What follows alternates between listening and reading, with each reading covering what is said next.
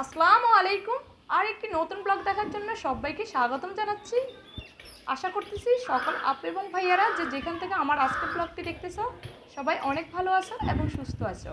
আর আমিও আল্লাহ তাআলার রহমতে আমি আমার পরিবার নিয়ে বেশ ভালো আছি। এখন কিন্তু সকালবেলা, আমি একটু সকালের বাইরের দৃশ্য তোমাদের সাথে ধারণ করলাম।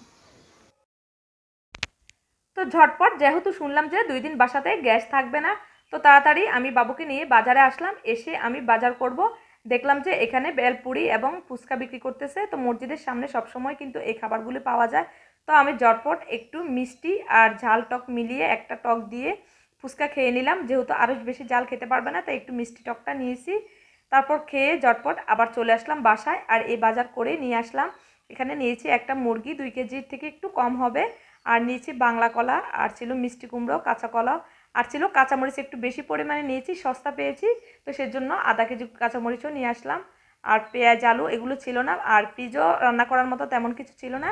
সেজন্য আমি তাড়াতাড়ি বাজারে গেলাম, গিয়ে এগুলো হাতের কাছে পেয়েছি, তো নিয়ে চলে আসলাম। আর কাঁচা কলা এনেছি, কাঁচা কলাও কিন্তু বড় মাছ দিয়ে রান্না করলে অনেক ভালো লাগে। আর মিষ্টি কুমড়াটা বেশি আমি ভাজি অথবা সবজি করি। তো এই যে এখন সব কিছু গুছগাছ করে তারপর আমি রান্না করে চলে যাব রান্না করার জন্য। কখন জানি হুট করে গ্যাসটা নিয়ে যায়, তাহলে তো একদম না খেয়েই থাকতে হবে।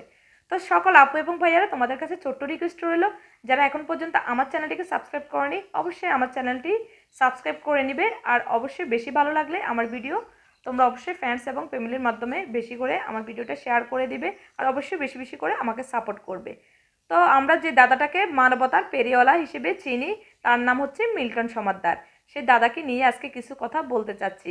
আসলে এই সামাজিক যোগাযোগ মাধ্যমগুলোতে ঢুকতে, বিশেষ করে ফেসবুক, ইউটিউব যেখানেই ঢুকি, দেখি দাদার বিরুদ্ধে বিভিন্ন রকম একটা নিউজ ভাইরাল হওয়ার পর থেকে দাদার বিরুদ্ধে বিভিন্ন রকমের কথাবার্তা বা কমেন্ট সেকশনগুলো চেক করলেও দেখতে পাই অনেকে অনেক ধরনের কথা বলতেছে।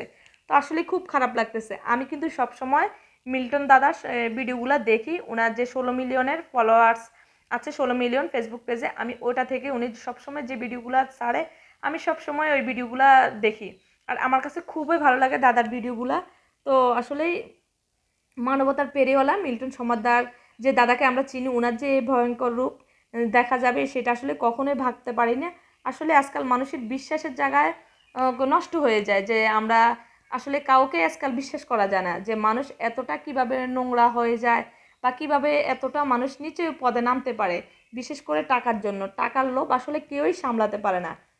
তো উনি আসলে যে দাদার আমি ভিডিওগুলো সবসময়, আরও প্রায় অনেক আগে থেকেই আমি দাদার ভিডিও ফলো করি। ফেসবুকে কোনো একটা ভিডিও আমি মিস করি না। আর সবসময় ওনার হাসি খুশি মুখ, উনি সবসময় দুস্থ অসহায় মানুষদেরকে সেবা করে, বা যেখানে উনি দুস্থ অসহায় মানুষদেরকে সন্ধান পান, উনি ওইখান থেকে সমস্ত দুস্থ অসহায় মানুষদেরকে উনি ওনার যে child and old age care নামক যে বৃদ্ধাশ্রমটি রয়েছে, তিনি সেখানে জায়গা দেন এবং তাদের সেখানে থাকার ব্যবস্থা করে দেন। সেখানে তিনি তাদের খাবার দাবারের সব ধরনের সুযোগ সুবিধা করেন।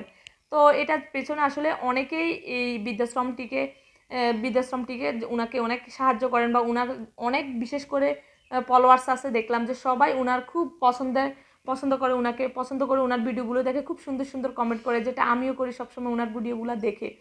তো বিশেষ করে যখনই ওনার এই যে ভিডিওটা ভাইরাল হয়েছে, বিশেষ করে যে সংবাদটা ওনার দৈনিক কালবেলা প্রচার হওয়ার পরে সামাজিক যোগাযোগ মাধ্যমে তা ভাইরাল হয়েছে। আর ভাইরাল হওয়ার পর থেকে আসলে ওনাকে নিয়ে মানুষ নানা রকম কটূক্তি করতেছে। তো আসলে জানি না ঘটনাটা কতটা সত্যি বা কতটা মিথ্যে, ওনার নামে যে ঘটনাটা উঠেছে, যেটা বলতেছে। তো বিভিন্ন রকম সাংবাদিকরা বিভিন্ন রকম নিউজ ছাড়তেছে। আর বিশেষ করে আমরা যারা সামাজিক যোগাযোগ মাধ্যমে অ্যাক্টিভ থাকি, বা বিশেষ করে আমরা যারা ওনার ভিডিওগুলো দেখি, তো যারা বিশেষ করে আমরা ওনার ফ্যান ফলোয়ার আছে, আসলে আমার কাছে খারাপ লাগতেছে যে বিশ্বাসই করতে পারতেছি না সত্যি কি দাদা এই কাজটা করতে পারে, বা এই কাজটা উনি করেছে। তো এটা আসলে লাস্ট পর্যায়ে হয়তো বা তদন্তের মাধ্যমে ওনার অভিযোগটা হয়তো প্রমাণিত হবে কি হবে না, সেটার উপরে ওনার শাস্তি হয়তো বা হবে। যদি সত্যি দাদাটা এতটা নিকৃষ্ট হয় বা এতটা জঘন্য খারাপ কাজ করতে পারে প্রমাণিত হয়, তাহলে অবশ্যই আমি বলি আর যেই বলি না কেন, যতই আমরা ওনার ফ্যান ফলোয়ার হই, অবশ্যই আমরা ওনার শাস্তি দাবি করছি। তবে আমার মনে হয় যে হয়তো দাদার মুখটার দিকে তাকালে উনি এমনটা করতেই পারে না। কারণ ওনার হাসি খুশি মাখা মুখ, বাচ্চাদের সাথে উনি যতটা বাচ্চাদেরকে কেয়ার করে, বা এই যে বৃদ্ধ অসহায় দুস্থ মানুষদের সেবার পাশে নিজেকে নিয়োজিত রাখে সব সময়। এত বড় একটা বৃদ্ধাশ্রম খুলেছে, বিশ্বে আমাদের বাংলাদেশের সবচাইতে উন্নত বৃদ্ধাশ্রমটি অনেক বড়। আর এখানে এটা অনেক বড় একটা প্রতিষ্ঠান, এখানে অনেকে সাহায্য সহযোগিতা করে থাকে, ওনার পাশে দাঁড়িয়েছে। তো সেইভাবে আসলে জানি না ওনার এই ঘটনাটা কতটা সত্যি। তো আমার মনে হয় যে আসলে একদম মিথ্যে হবে, আর যদিও সত্য হয় তাহলে অবশ্যই তো সেটা আইনমূলক ব্যবস্থা নিবে। তো সেজন্য তোমাদের কাছে আসলে শেয়ার করতেছি, যে এটাই কথাটা শেয়ার করলাম যে আসলে মানুষের বিশ্বাস আজকাল কাউকে বিশ্বাস করা যায় না, বিশ্বাসের জায়গায়ও মানুষের আজকাল আঘাত হানে। তো আমরা আজকাল কাউকে বিশ্বাস করতে পারি না, একমাত্র আসলে মানুষ কাকে বিশ্বাস করবে, একমাত্র মা আর বাবাকে ছাড়া আমার মনে হয় নিঃস্বার্থভাবে কেউই ভালোবাসতে পারে না, আর কাউকে বিশ্বাসও করা যায় না। তো তোমাদের সাথে কথা বলতে বলতে আমার রান্না কিন্তু মোটামুটি কমপ্লিট। তো আজ এই পর্যন্ত, আবারও কোনো নতুন ভিডিও নিয়ে হাজির হয়ে যাব। সে পর্যন্ত সবাই ভালো থাকবে, আর অবশ্যই সবাই আমাকে বেশি বেশি করে সাপোর্ট করবে, আর আমার চ্যানেলটি সাবস্ক্রাইব না করে থাকলে অবশ্যই সাবস্ক্রাইব করে নেবে। আল্লাহ হাফেজ।